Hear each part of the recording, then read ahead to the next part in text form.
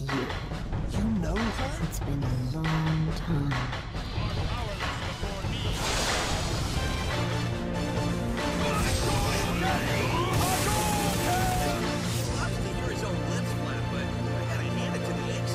This place is epic. And welcome back one more time for this is Hall Note 606 and bringing you some more Transformers Cybertron Escalation mode, and this time around we're going to be doing waves 11 to 15. Will we survive? Well, you could just skip to the end of the video and find out, or you can just watch the whole thing. It's up to you. But thanks for coming back again. And my team, for a random team, we've actually done pretty well so far.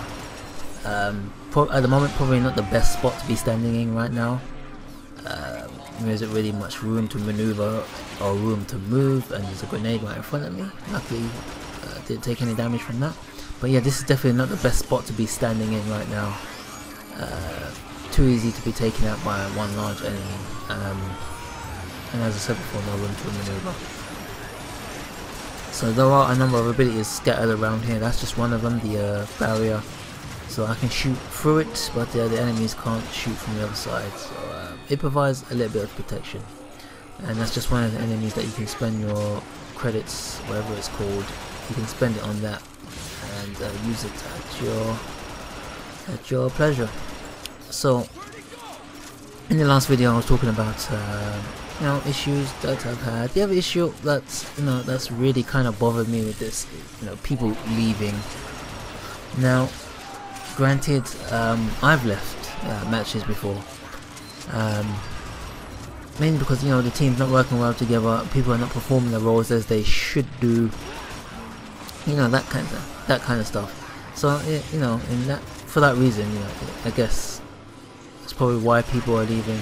But then there are times, the team seems to be working perfectly well, like they are here, and then someone randomly leaves. Whether it's because they have a bad connection, I'm not really sure, or maybe because they're tired of playing, who knows. But it really does drag things down because,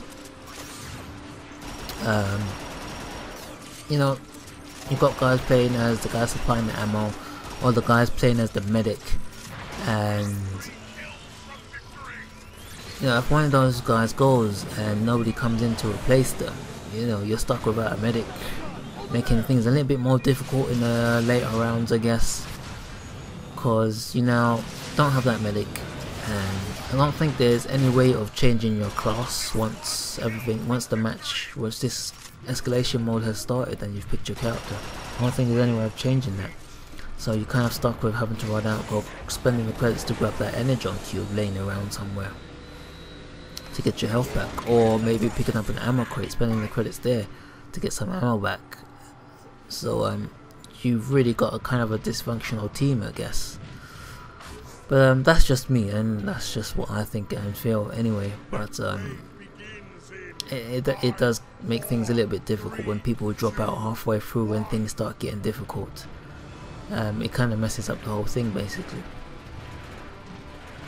But so far we've been working well together. I haven't actually been keeping an eye on if anyone's actually dropped out or not. I don't think anyone has dropped out of this matchup, I can't even remember. But speaking of dropouts, one of the things that I noticed, if the host drops out, the game chooses a new host. And I can't quite remember if the game restarts the wave or you just start off where you are standing. I can't quite remember. I think it restarts the current wave you're on. But that gets quite annoying because that's not a straightforward process. It can take a minute or so to get back into the game. Now right here, one of the bigger enemies was trying to take them out. I was hoping to take them out before they got anywhere near us. But that did not work out, and I'm here, and I've just been left here to die now. That was my mistake. I stuck too close to my teammate and thinking that we both could take out that enemy before he could get up there, but that wasn't the case. So I think we're now down 2 teammates, and we've only got 2 teammates left in wave 12. I think we're down to 1 now. So let's see if this guy can finish things off for us. So we haven't failed yet, so we still have 3 tries left if we do fail here.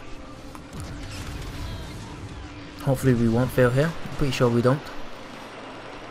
But anyway, you know, I'm a big fan of Transformers and I'm loving this game so far. I love the first one and I'm loving this second one here.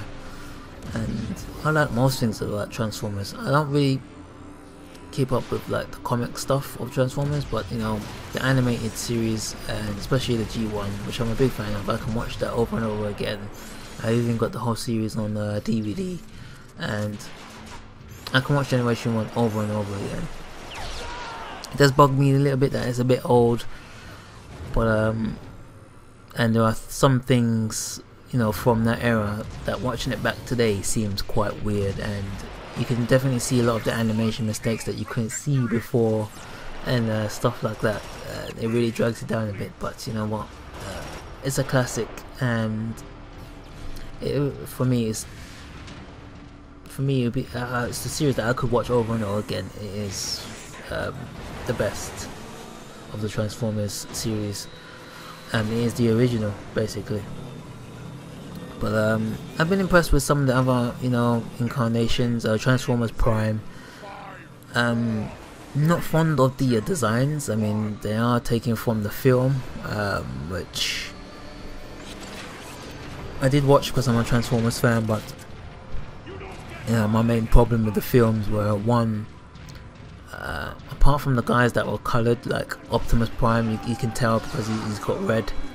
You can tell Optimus Prime no matter what, but some of the other guys have no idea, especially when the fights get going and it seems like the films have just chucked random Decepticons with no names in there. I mean, I can't tell who's who. People are just popping up out of nowhere, and that just ruins the film. It ruins the fight sequences. I mean, it's cool, all the animation stuff that they've managed to get, but I can't make out who's supposed to be who, and no one is really referred to by name apart from some of the main guys like, you know, Ironhide, Optimus Prime, Megatron, Starscream, Soundwave. But apart from that, you know, most of the other guys that were just chucked in during the fighting, I have no idea who they were. I mean, hated the way that they did the Constructicons in the second film. I thought that was just a piss take. Yeah, I think the less said about those 3 Transformers films, the better, because they sucked. Yeah, you know, especially in the third one, Megatron taking the back seat to Sentinel Prime, who turned out to be a traitor, I guess. Yeah, wasn't really feeling that at all. And basically Megatron just got the crap kicked out of him right at the end anyway. Both in all 3 films. Well, he put up more of a fight in the first one. The second 2, he was defeated quite easily, I feel. I think the fight could have been a lot more epic than that. But apart from the films, again, Transformers Prime I've actually been quite fond of. Wasn't fond of the designs because a lot of them were taken from the film. The way that Prime looks, definitely taken from the film. Bumblebee, again, taken from the film. And why does Bumblebee have no voice? Why did they take that from the film as well? I mean, it's just... in the film, I guess it was just you can use the random music sound effects for Bumblebee's voice, but for cartoon, I feel it wasn't needed. But again, Transformers Prime, you know, has the right mix of humans, I guess. I mean, G1 did have its human involvement also. Let's not forget that. So humans are a part of Transformers as well.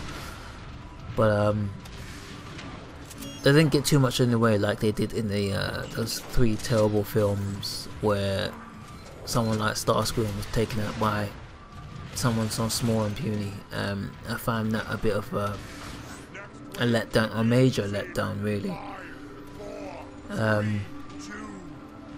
I really wish that they would have left that as some kind of CGI cartoon or an animated cartoon film really, rather than what they turned those 3 films into. But enough about the films, let's get back into, you know, Transformers Prime. Again, I enjoyed it. Didn't really enjoy some of the designs for some of the characters, but I enjoy the stories that they've come up with so far and what they've done with the characters. They haven't bombarded us with a whole host of characters. Something that I feel G1 did as time went on, you know, bombarded us with characters, but you know, it only lasted around 90 something episodes, so a lot of the characters one-time appearance or appeared in the background somewhere or appeared during a fight scene, and we didn't really get to see much of them really, and some of them were quite cool, and it was quite disappointing that we didn't get to see any more of them. It did continue on with Japan, you know, they ignored Series 4 and went on to create their own Headmasters, Target Masters thing, which for the most part, you know, I enjoyed, but again, it's very Japanese, and it was kind of like, well, they pretty much did forget about a lot of the characters and just concentrated on the Headmasters. I know the series is based on Headmasters, Target Masters, but you know, everyone else was forgotten about. All the Transformers that we've come to love and know were just gone, forgotten about. And they moved on to the Headmasters, and it was very Japanese, and you know, back then it was one of the things that stopped me from fully enjoying that Headmasters series. But we have had other cartoons. We've had Beast Wars, Beast Machines, those were pretty cool, and we've had, you know, the Unicorn trilogy, which was Armada, Energon and Cybertron. Kind of like 50-50 on those. I did enjoy them, not Cybertron, mainly because it had absolutely no real continuation to the other 2, apart from the mention of Unicorn, even though Unicorn was never actually involved in that 3rd series. I'm not sure what happened with that 3rd series. It's like they just started all over again, but yeah, it's part of the trilogy. Armada and Energon, you know, I did enjoy those. They were good. I did enjoy the character designs. Again, it was very animated, like an anime, yeah, very Japanese. You could see it at times. There was a big emphasis on combining, especially during Energon with the Autobots. The transformations were made to be more realistic, which is one thing I did like about it, but again, at the same time, it made certain characters look kind of ugly and a bit too machine-like, I guess. But talk about more of this in the next video, because I believe this video is about to come to an end. And once again, like, subscribe, and thanks for watching.